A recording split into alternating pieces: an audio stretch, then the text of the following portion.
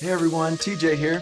Thank you for joining us behind the scenes on set in a house that I don't own as we record some videos on how to become like Jesus.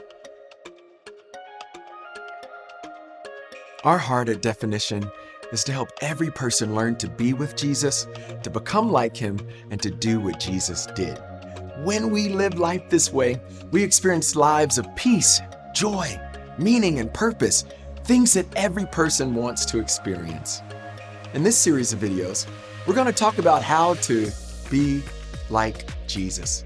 You know, life change is possible, but it's not through self-help or willpower. Growth and freedom are possible, but we have to learn to interact with God and others in order to experience it. Our hope is that this series will empower you to experience healing, growth, and freedom in a powerful and lasting way. I want to encourage every single person, don't stop with this video or even this series.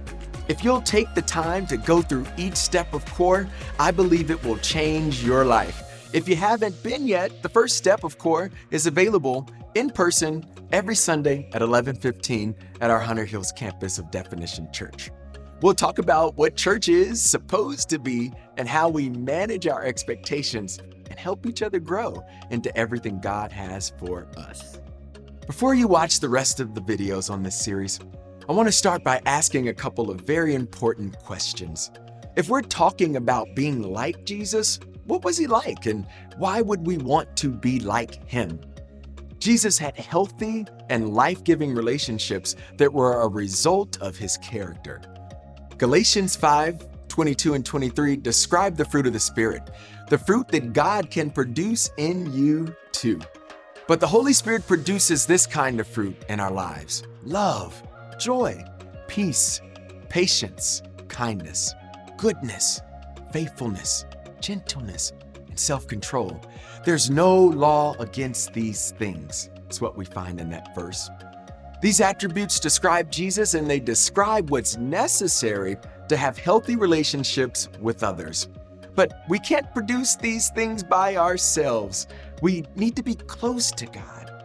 If you haven't yet, check out our series on being with Jesus to help you experience this to a greater degree. Jesus also had the character to withstand high pressure, pain, crisis moments. Listen, all of us face difficult circumstances and often pain with that. Jesus was not immune to this. His closest friends abandoned him. He was denied and betrayed in his most vulnerable moments. But he had the strength and the courage and the character to do what's right, even when life seems so overwhelming. What separates Christianity from every other religion is that growth and freedom are a result of God's work in us, and not our own effort nor our willpower. As we learn to connect with God and others, he produces his fruit in us. And as we become more like Jesus, we have an opportunity to experience healthy and life-giving relationships, and we'll have the courage to withstand and embrace pain, even in life's most difficult moments. I hope you enjoy this series as you're becoming more like Jesus.